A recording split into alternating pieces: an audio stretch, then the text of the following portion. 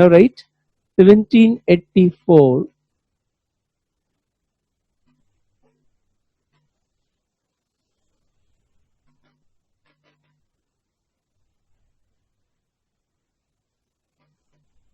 वो सेंटेंस तो पूरा हो गया था ना, government could recall any official Pitt's India act, तीनों पार्ट हो गया था, all the three major. Now come back. 1784, Asiatic Society of Bengal was set up at Calcutta to promote Asiatic Society. आपने लिख दिया, Asiatic Society of Bengal was set up at Calcutta by William Jones. By William Jones to promote Oriental studies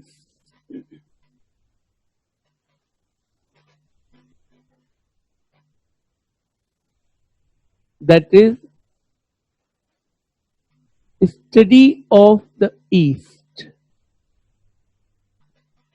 Oriental studies, that is study of the East, especially Indology.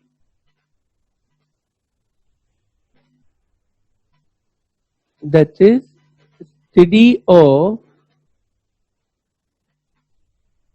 India's past.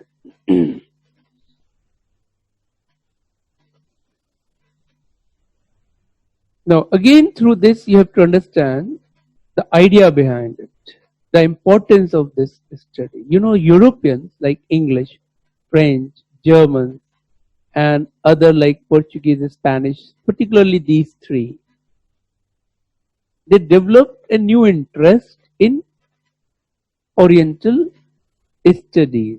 There are two types of people broadly within these countries. One who were appointed by the government, whether East India government or English government, French government, German government, and one who were independent scholars. Now, independent scholar all over the world of a particular subject, say physics or chemistry, history or political science, English literature or anthropology, any branch you take it, these scholars are married to their scholarship. In fact, the first marriage is their scholarship, and then they marry a woman or a husband, right? This is, it is popularly known. इसलिए कई बार उनकी बीवियों से झगड़ा भी होता है. Don't take it seriously. What I'm saying, they're married means they're very much committed to their subject. So what happens if a person is a French and his study is Indology, so he would be loyal to his subject irrespective of the fact what his French government is telling. ये समझ आ रहा? And even in India today, a person who is an economist, he would be loyal to his subject economics. He would not be loyal to Manmohan Singh or Modi. So if Manmohan Singh or Modi wants that you suggest, you support our stand taken by a government, whether Manmohan Singh or Modi or Nehru, if they find through their studies, no, this action was wrong, they would write. You're getting my point? Unlike in medieval and ancient time, where suppose in the court of Akbar, Abul Fazl was writing Aine Akbari, that is history of Akbar. So Abul Fazl had not this either ability, but since he was a great scholar, so we cannot say he didn't have ability, but I would say did not have courage to question Akbar on many of his steps and policies. So if you read the book called Aine Akbari, Akbarnama is a book written in 3 volumes. The 3rd volume is called Aine Akbari. Then you would find in the book Akbar is larger than life size. He's called Zil-e-Ilahi. You get my point? He's called Farid, the enlightened. And next only to God and Prophet on earth is Akbar. That was because Abul Fazl was not writing completely objective history. And maybe he had a fear कि if I question Akbar, कल सुबह नहीं होगी. You get to my point or not? लेकिन if Bipan Chandra is writing, Romila Thapar is writing, luckily they are living in a democratic world. तो वो government of the day को बहुत openly न सिर्फ लिखते हैं बल्कि बोलते हैं. उनका इंटरव्यू सुनना यूट्यूब पे रोमिला थापर का. Are you getting or not? बहुत ओपनली धमकी भी मिली, कार पे अटैक भी हुआ, but still they are not afraid of telling their mind. That is because they are married, as I told, to their subject. And उसकी loyalty उस subject से होती है. So lot of Europeans who came and they studied ancient history, they loved it. They literally fell in love. There was a great English historian called A.L. Basham.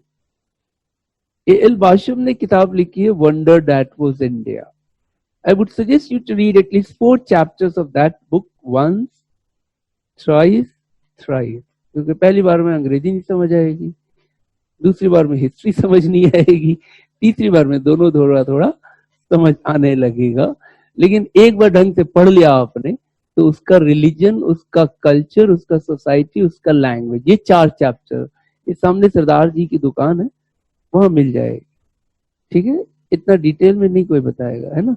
अब price मत पूछना मुझसे. Okay, second hand मिल जाए वो भी ले लेना, क्योंकि अब वो राइटर तो मर चुका है, इसलिए उसने कोई अपडेट तो करना नहीं है. लेकिन इतनी अच्छी किताब है कि अगर आपने ढंग से पढ़ लिया और 3 सवाल आ गया एंशिएंट से, 3 हो जाएगा, 4 आ गया 4 हो जाएगा प्रीलिम्स में. That is what I am saying, that a large number of student actually look for shortcut. एक बार वो पढ़ता है, डर जाता है, फिर छोड़ देता है. मैं कहता तो आप जरूर पढ़ना, क्योंकि पता है कि बाकी सब लोग छोड़ रहे हैं.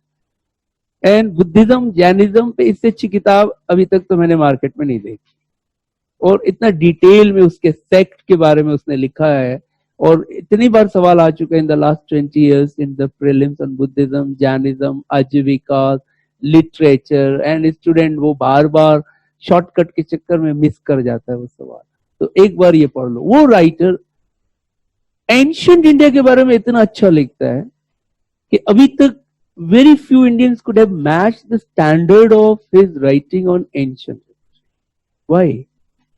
He was married to the subject. एक अंग्रेज है, वो इंडिया के बारे में इतना अच्छा कैसे लिख सकता है. और इंडियंस को तो पहले पता भी नहीं था कि अपना हड़प्पा कोई सिविलाइजेशन है, ये तो अंग्रेजों ने खोजा. अजंता भी अंग्रेजों ने खोजा. All the details of Buddha and Ashoka and Chandragupta and Samudragupta today, if we know, it is all thanks to Oriental studies and Indology. If you know who studied first Ashokan inscription, he was an Englishman, James Prinsep. इसने 1837 में Brahmi script को translate किया था. You know, Bhagavad Gita Charles Wilkins ने संस्कृत से अंग्रेजी में translation किया. And from English we got it in Hindi, Bangla and other language. Mahatma Gandhi wrote in his many letters, I don't know where I read it, but in 1888 to 91 he was in England studying his law. So a Christian young man gifted Gandhi Bhagavad Gita in English. And Gandhi read and he was surprised to see the book, and he started liking and loving the book. But who gifted him? A Christian, English in England. And Gandhi, an Indian, a Hindu, did not know about Bhagavad Gita. Is it not surprising?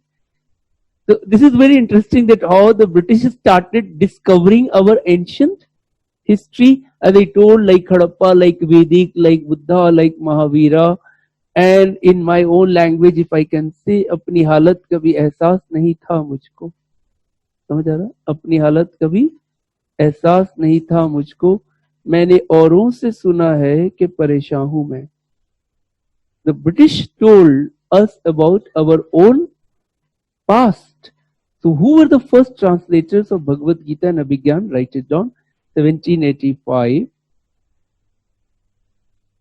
Bhagavad Gita.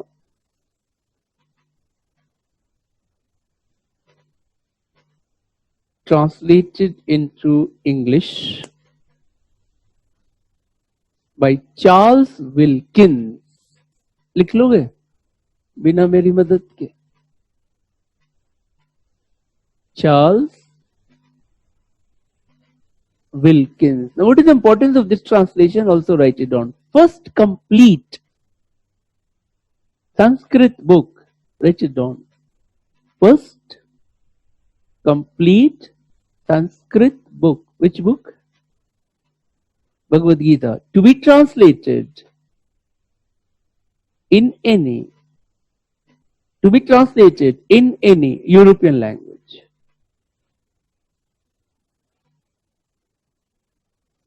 To be translated in what I said? Any European language. Let me check your understanding of what I just said it. Bhagavad Gita was first translated in A. French, B. English, C. German, D. Persian. Which one? Quickly. A. Wrong. It is Persian. Read the question carefully. Bhagavad Gita was first translated in. I didn't ask first in European language or world language or Asian language. Have you noticed that? These are the traps which the teacher who is framing the question, I say, बहुत फुर्सत में question बनाता है, student बहुत emergency में answer करता है, समझ आ रहा? उसका 3 महीना है क्वेश्चन बनाने के लिए, 10-20 सवाल, आपके पास 2 घंटे हैं, 100 क्वेश्चन, तो उस वक्त आपका ध्यान कहाँ होगा? मैंने क्या लिखा है? First in any European language. अब मैं थोड़ा ऑप्शन चेंज करता हूं, रशियन डाल देता हूं. अब बोलो तो, अब हो गया ना इंग्लिश. क्लियर? अब फिर से ऑप्शन चेंज करता हूं.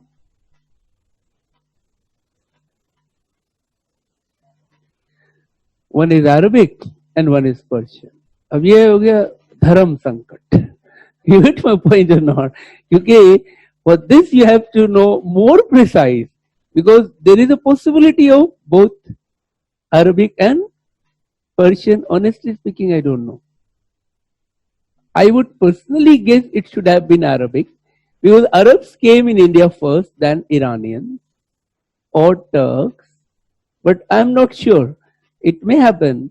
A lot of Arabs had translated our Indian books in Arabic, Bhagavad Gita, Ramayana, Mahabharata, and the Iranians and Turks who came in Delhi Sultan and Mughals, they also translated all these books because they were very much interested in knowing other culture, Greek, Roman, Indian, Chinese, and they translated all in Arabic. And that is how both Arabic and Persian are very rich language. How we call a language rich language?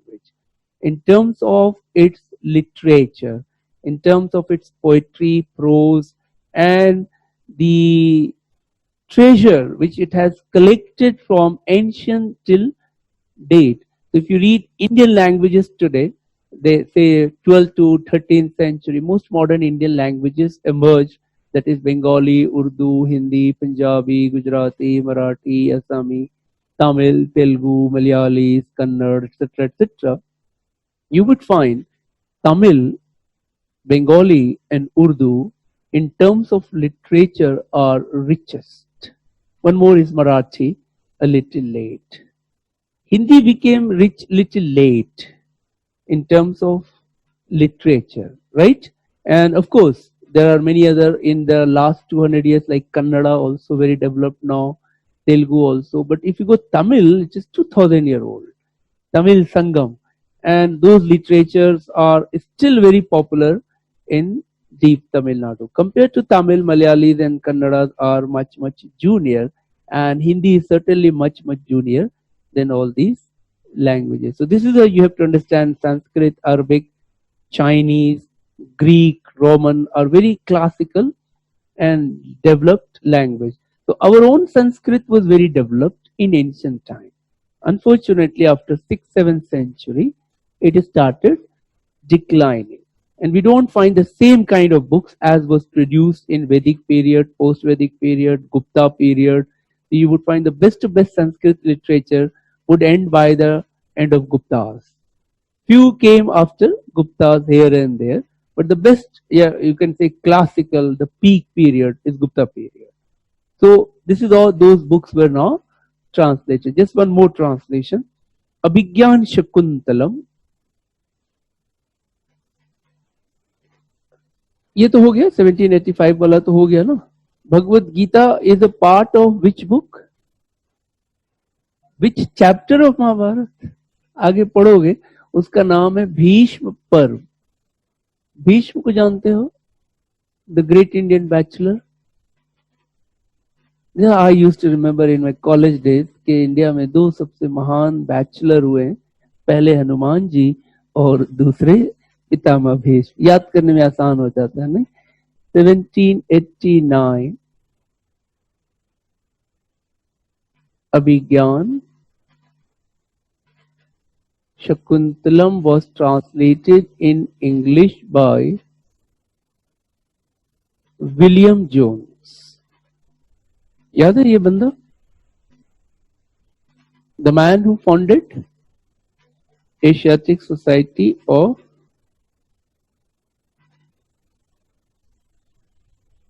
Bengal. Who was Shakuntala? Who wrote this Abhigyan Shakuntalam originally? You would learn in my class of ancient India about Kalidas and the book. Who was Shakuntala according to the story? No. According to the story, there was a great saint scholar Vishwamitra, and there was a dancing girl called Menaka. Menaka was an apsara. He was in tapasya. She came and started dancing and singing Kaanta Laga song, something like that. मैं पढ़ते वक्त सोचता था कौन सा गाना गाया होगा, है ना? And according to the story, they fell in love. And then they had a daughter called Shakuntala. I checked from the history according to the story, they never married. They had a daughter. How advanced India was in ancient time. You're getting my point. So you have to understand very interesting point about our ancient India. Ancient India was much modern than many modern Indians think about ancient India. ये समझ आ रहा? ये नहीं आ रहा? There is a very important point you have to understand. A lot of Indians today complain that Indian culture is under threat from Western culture. ये सुना? अक्सर घरों में लोग बोलते हैं कि बहुत अमेरिकन हो गया है, बहुत यूरोपियन हो गया है. हमें भी बोला गया, आपको भी बोला गया होगा. बट लकीली हमने तो हिस्ट्री शुरू से ही पढ़ ली थी 11th स्टैंडर्ड से ही. तो आई न्यू कि ये गलत है कि अंग्रेज और फ्रेंच या जर्मन या अमेरिकन इतने मॉडर्न नहीं थे जितना अपना एंशिएंट इंडिया में इंडिया था. क्योंकि पूरा अमेरिका 1492 में डिस्कवर हुआ है, मालूम है आपको. और पूरा यूरोप की सिविलाइजेशन ग्रीक और रोमन एम्पायर से शुरू होती है 6th-5th सेंचुरी बीसी से. और अपने इंडिया में हड़प्पा उससे पुराना है. अपने इंडिया में हड़प्पा में मोहनजोदाड़ो में एक डांसिंग गर्ल का स्टैचू मिला है. समझ आ रहा है? मतलब ये डांस एंड म्यूजिक इंडिया में आया पहले. यूरोप वाले तो बाद में हमसे सीख कर गए. You getting my point? इसी तरह से ये जो relationship between man and women without marriage etcetera, ये भी इंडियन कॉन्सेप्ट. और सारे लिटरेचर मौजूद है एंशिएंट टाइम के. वो बीसी के लिटरेचर मिलेंगे, एडी के मिलेंगे. टेम्पल्स में जाकर देखो, उसमें स्कल्पचर्स जाके देखो. Those sculptures are made in 7th century, 8th century, 9th century, 10th century. You're getting my point? So how can we say that it is an impact of Western culture? I hope you're getting it. This is how you have to understand what is Indian culture. Indian culture is not like a pond. It is like a river, a flowing water in which various streams joined from past and continues to join. And you cannot specifically say that only saffron is an Indian culture or only green is an Indian culture. समझ आ रहा है इशारा? I hope you're getting or not. वो पाकिस्तान में इसको पूरा green करने की कोशिश हो रही है, इंडिया में इसको पूरा सैफरन करने की कोशिश हो रही है, अपने झंडा में एक व्हाइट रंग भी है। मतलब क्या है, अपने मन का रंग भर लो। I really not. This is my interpretation of India's flag. I hope you understood about this translation. एक और translation लिख लो, Vedas were translated, Vedas, चार वेद हैं, आप पढ़ोगे आगे, Vedas were translated, Vedas were translated later on by Max Muller. Max, he was a German, never came to India, but he translated Vedas in English and then German. एक कस्तूरबा गांधी मार्ग पर Max Muller भवन है, एक Max Muller road भी है। मैंने बताया ना कि अगर आप उधर से गुजरोगे तो पूछोगे मैक्स मुलर कौन था।